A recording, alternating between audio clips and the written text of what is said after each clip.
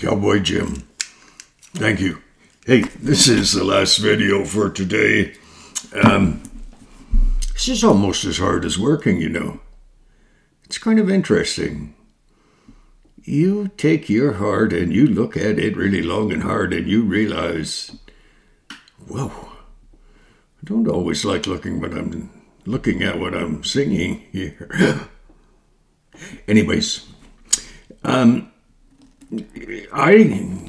suppose I've been studying women.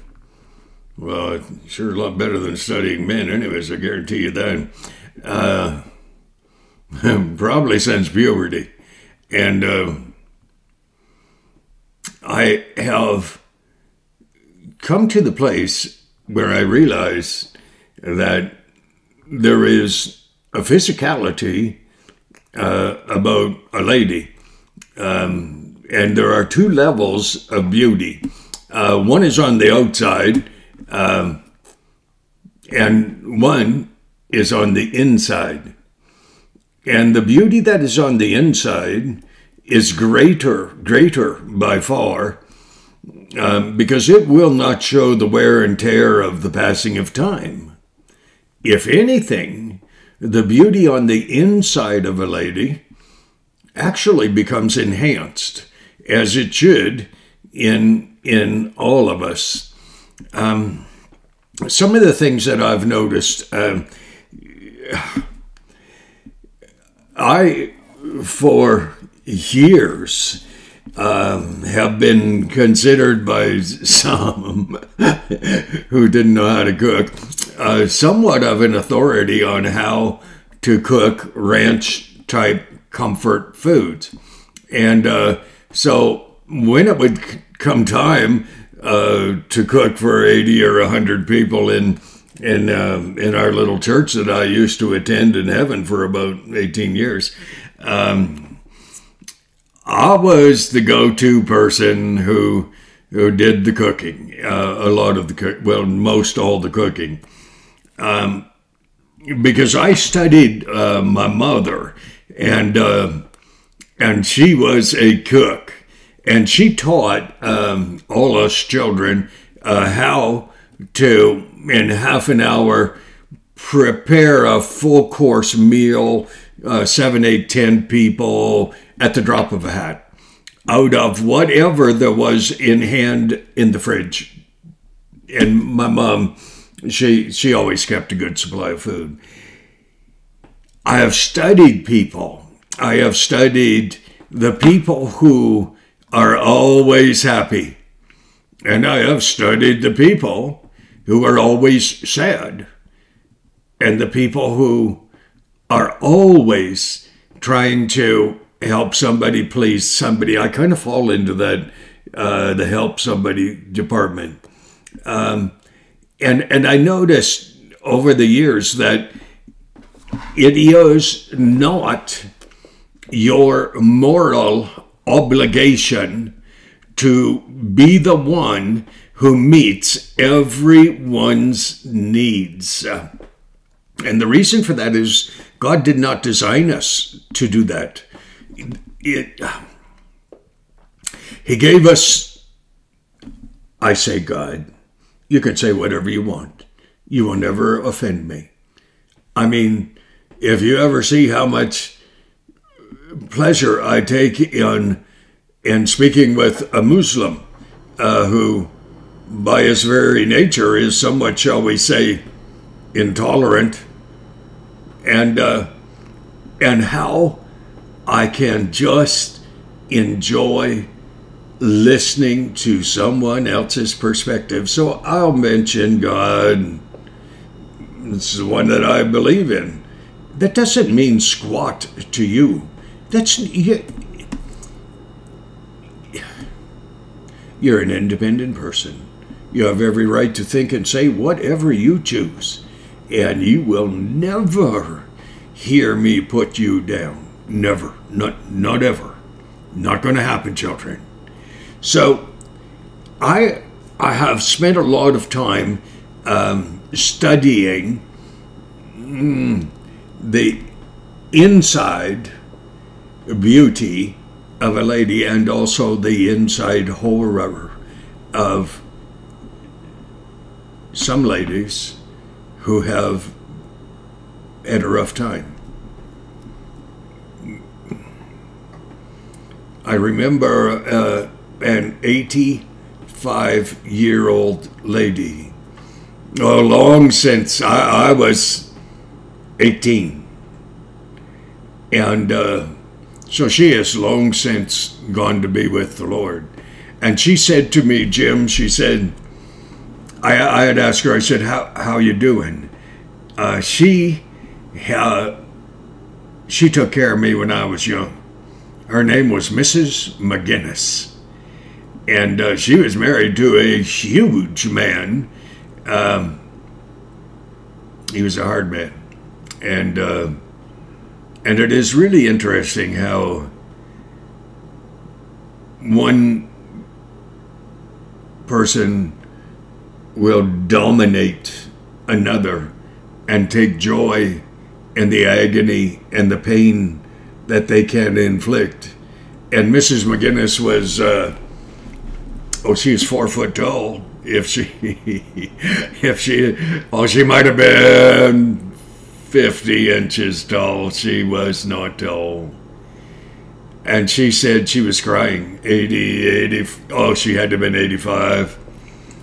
And the tears just going down her cheeks. And I had given her a ride home after church when I was a kid. I had a misspent youth. I went to church and Bible study and young people's and all that sort of stuff. And, if they could see me now. Not a good thing. But it's a real thing, and I'm real. And I asked Mrs. MAGUINESS, I said, are you all right? And she said, Jim, all I pray is that I can make it through another, and I thought she was going to say day. And I said, day? She said, no, Jim. If I can just make it through another hour, if God will just let me have enough strength to live another hour. And here is the deal. That little lady, she was so beautiful on the inside. And she was so picked on by a giant of a man. And so I have spent a lot of time, because I love my mom. She was a man's man. She was a woman. She and Dolly Parton looked an awful lot alike, if you get my drift. And, but she knew how a man should act. And she taught me to act like that. And I got a little rough around the edges. Sorry about that. I'm working on that. But she taught me how to put my heart out on my shirt sleeve and how to care. So here's the deal. I had the privilege one time of meeting a lady, and she was always bubbly. She was always exuberant. She was always everything that she thought she needed to be in order to fulfill the expectation of those people around her. But as she would be laughing on the outside, I looked behind her eyes and I saw she was weeping.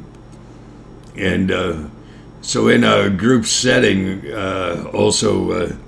I talk, you probably didn't notice, but I talk to the Lord just as casually as I talk to this machine or to anyone. And so I would get to pray a lot. And one time I was praying and I said, Father, that one who was so terribly used and abused as a child. I said, Father, reach down and touch her heart and help her to understand that she does not need to fulfill someone else's expectations of her. She needs to fulfill your expectations, yes, but her expectations of herself. You see, that lady, well, I knew who it was. And it only took about 4 or 5 minutes after I was done praying and I was pouring a coffee or something, and I kind of felt someone at my side, and I looked in, and there was a lady, always bubbly, always exuberant. She said, Jim, thank you for praying for me. And I said, you're welcome.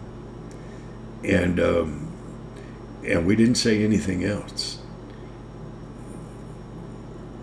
If someone speaks to you, or if you have a heart thing that God has given you for someone, it's for that someone. It's not for the general public. My sons, they never once talked to me ever about their girlfriends, and I never once ever spoke to them. Well, I didn't have any girlfriends. I had 3 wives. 2 were my girlfriends for a very short span. Yeah, I just, well, I understand women. I just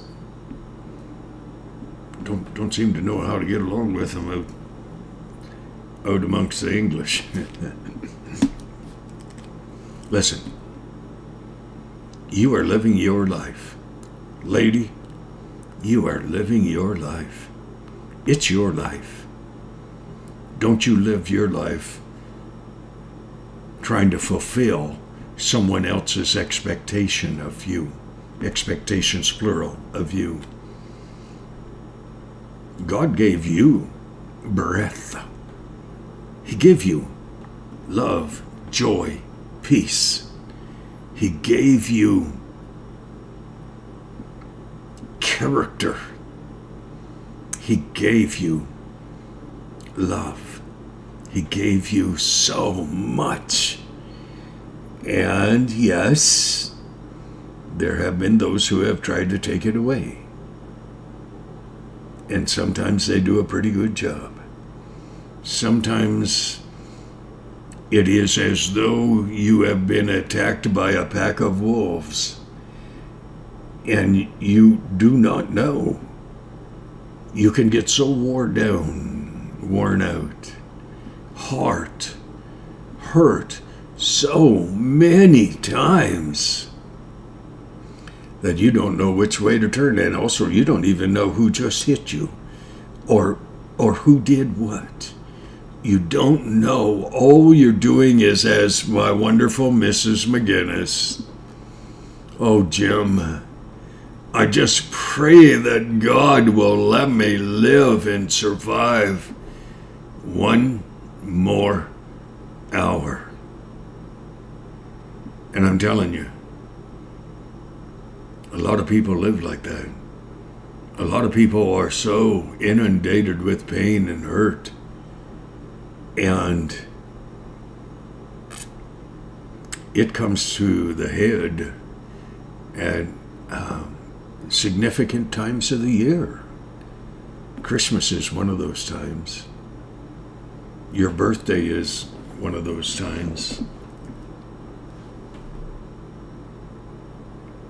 The sadness of the loss of a child that you will never forget. Not in this lifetime. You never will. You have been given a lot, but a lot has been taken away from you. You have allowed it to be taken away from you because so many times a person who has been wounded so very, very much, whose heart has been broken so many times, too many times, you end up walking as though what you're experiencing is what you deserve, because if you deserve more, better, you would be receiving it. That's not always the case, children. It is not always the case. It seems to me, in my study of humanity and in my study of the spirit world, the spiritual side to living, that Satan goes about as a roaring lion, seeing who will run, seeing who he can cause to fear beyond the person's ability. You have heard the expression, scared to death. I was almost scared to death. Children,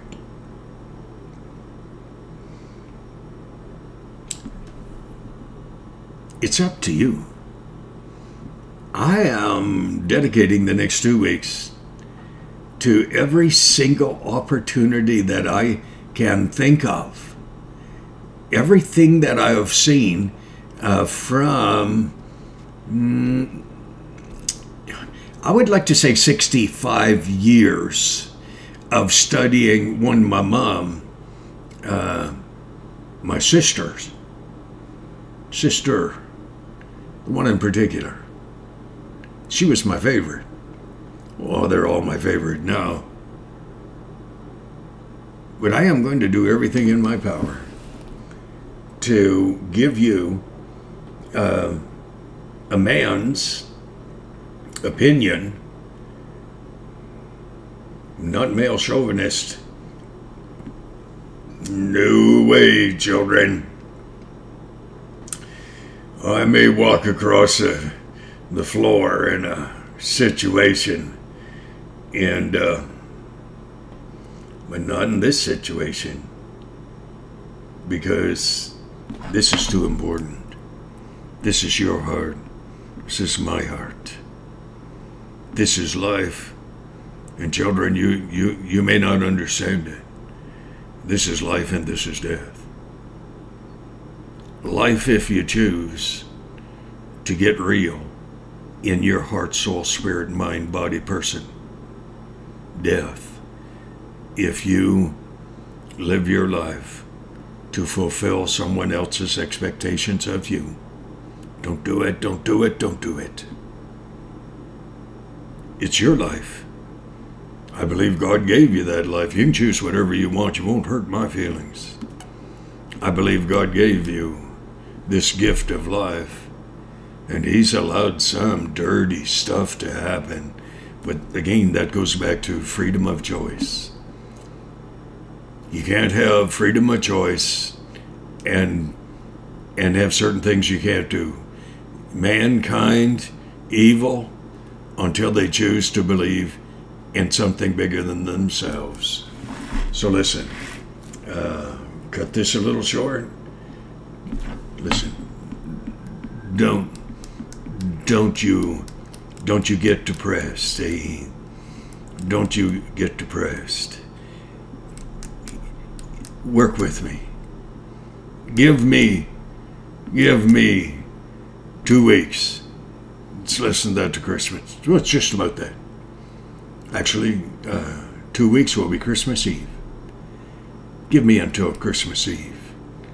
Let me just build you up.